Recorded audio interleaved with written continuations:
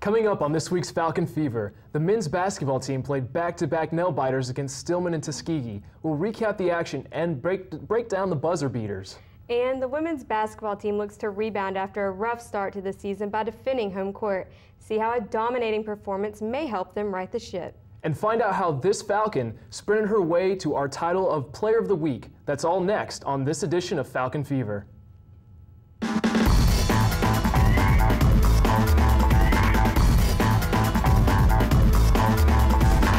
The last Falcon Fever of the semester. I'm Kasey Beasley. And I'm Michael Artris. It's been a great semester full of UM sports, but this week we are just down to one. So let's kick things off with men's basketball.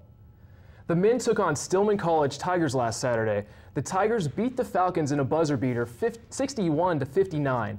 The men faced off in their second consecutive road game Tuesday, December 4th against Tuskegee, and that game also came down to the wire. A floater by Tuskegee's Javier McKinney with 5.1 seconds remaining broke a 65-65 tie. Tuskegee won the game 68-65. Draco Hightower led the Falcons with 17 points and also grabbed 9 rebounds. Senior Marvin Fitzgerald added 15 points and a team-high 12 rebounds as he recorded his 4th double-double of the season.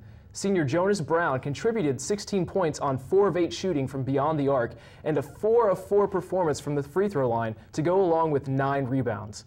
Sophomore Teron Brown finished with 11 points and a team-high 7 assists. The Falcons will once again hit the court December 8th at home against West Florida and then have the next week off until traveling to Columbus State. The women's basketball team played 2 games at home and are trying to get their schedule back on track after a disappointing start.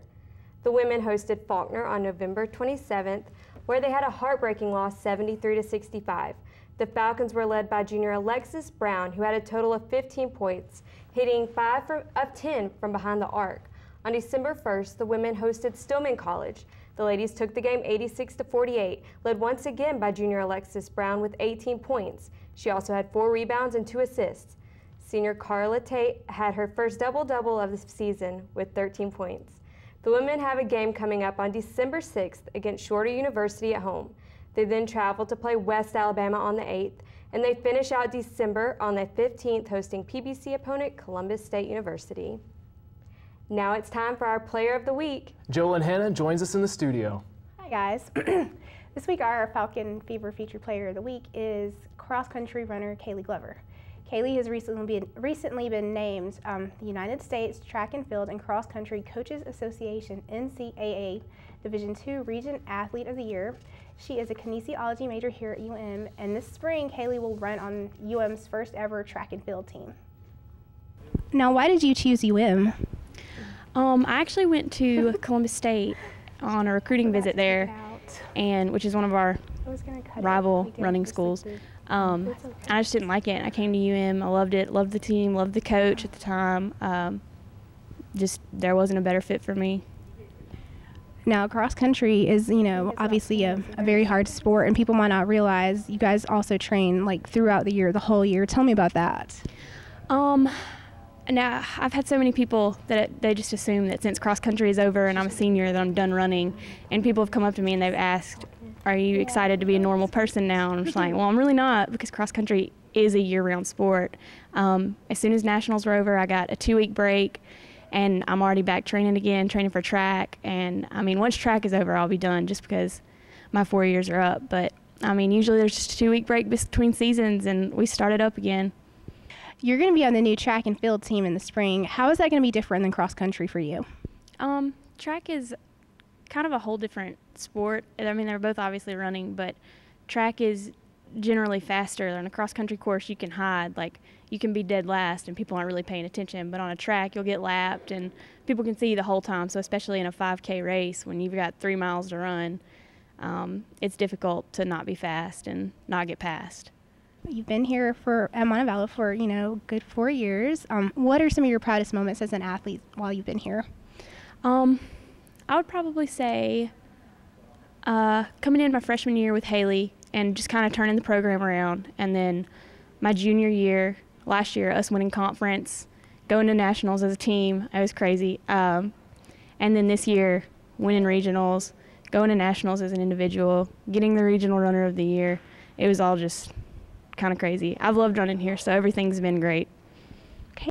What is it like to be named the United States Track and Field and Cross Country Coaches Association NCAA Division II Southeast Region Athlete of the Year?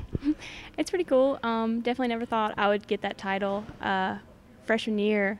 I mean, there are so many people ahead of me, so it's crazy to have won the regional race my senior year. There's no better way to go out. Thank you, Kaley Glover, our Falcon Fever Featured Athlete of the Week. Thanks to Kaley and, of course, all the other athletes who have allowed themselves to be featured athletes for Falcon Fever over the past few months. If you have any suggestions for our athletes of the week during the spring semester, just let us know. Thank you. Thank you, Jolynn. That brings us to this week's Fan of the Week, cross-country coach Tommy Barksdale. Thanks to Coach Barksdale for always supporting us on social media and for being a fan of our show. For more sports, you can get in on all the Falcon Fever action on YouTube and through social media. You can watch current and past episodes of Falcon Fever on YouTube. Just search for Montevallo for you. Also, add us as a friend on Facebook. There you'll find links to sports stories throughout the week and live updates from the games. You can also leave a comment, talk about recent games, or give a shout out to your favorite athlete. You can also follow us on Twitter. Just search for Falcon Fever. And if you leave us a comment or tweet at us, we might just give you a shout out on our next show. And last but not least, get extended sports coverage on MontevalloFalcons.com. There you'll find team rosters, live stats, pictures, and more. Now, as many of you may know, this is our last show of the year, but it's also the last show for our graduating seniors who help make this show possible each week. Our faculty advisor, Bruce Finkley, has some parting words for our graduates. Take a look. Hello everyone, my name is Bruce Finkley. I am the faculty sponsor of Falcon Fever. And as you know, it's the end of the semester. Graduation is just a couple of short days away. And for us here on our show, that means that a lot of our crew will be getting their diplomas, heading off on their careers. And as their teacher, I couldn't be more proud to see them finally achieve the success and earn that degree. As the faculty sponsor of Falcon Fever, on the other hand, I couldn't be more sad to see them go. They have been such great people to work with the past year and a half, great people to get to know, to laugh with, to cry with, to scream at equipment with when it decides to go haywire. But I do want to take a couple of seconds before our seniors head out the door for that final time to say thank you and to also give you an idea at home of just how much work and effort and time goes into making this little show happen every week. So if you'll bear with me for just a few minutes, I want to be selfish and brag on the great people, the great students that we have here at Montevallo. First up is Kasey Beasley. Kasey has been the driving force behind the show this semester. Not only does she anchor the show each week, but she also produces every episode of Falcon Fever. She decides what the stories are going to be, what order they're going to be in, how we're going to present them. And Kasey, I have always been impressed with your drive and commitment to this show. You stepped into this willingly, knowing that you don't get any extra credit, you don't get any course credit, and it's a lot of work. And you have always gone above and beyond to ensure that each show is a success each and every week, and I truly appreciate that. Thank you for taking the reins this semester and helping this show to continue to grow. You are certainly leaving some pretty big shoes to fill. The next person on our list is RJ Sieverts-Gard. Of course, you've seen him anchor this show in the past. For several semesters, he has been an on-air personality for us, but this semester, RJ decided to step back to work behind the scenes. He's been one of our directors for the show, and it's been so great to see RJ be able to grow not only in front of the camera, but behind the camera as a leader, as a teacher, taking other students under his wing to teach them some of the ropes. RJ, you've always been such a hard worker, and we've got the pleasure of sending you on some far-off exotic locations to cover sports for us here on the show, far-off locations like the state of Georgia or the exotic land of Kentucky. And again, you have been a huge player in the success of this show within this past year and a half. And I know that you have a drive and a passion for this business that will take you very, very far. Next up is another critical person that works behind the scenes. You don't ever see him on camera, but he makes us all look good. That's Lex Murdoch. Lex runs tape for our show, and for those of you that aren't familiar with showbiz and TV news lingo, that means that he makes all the video play. And that is an incredibly important job because it means he has to get all the video each week, edit it together, make sure that we're showing what we want to show. We couldn't do the show without him. And he is often one that also comes in and sets up the studio on Wednesdays when we tape each week. He's the one that puts the cameras in place and gets the microphones ready, and he's done that for a very long time and trained new students how to do it so that as he leaves, we won't be left in a bind looking for someone to just set up the studio. Lex, you have always had such a desire and a drive for excellence, and I love that you never want to settle for anything less than your very best. That passion and that commitment will take you very, very far in your career. Next up, I'd also like to thank Coleman Sears. You guys may remember Coleman. He used to anchor on our show several semesters ago. He's also done some reporting work for us along the way. But for this past semester, he's been working behind the scenes, helping just to get the show written. He helps Kasey write the stories that the anchors turn around and read. And Coleman, you have always had such a positive personality, such a great sense of humor, and that is really refreshing in a high-paced, high-stress environment. And I think you will certainly go far in your career.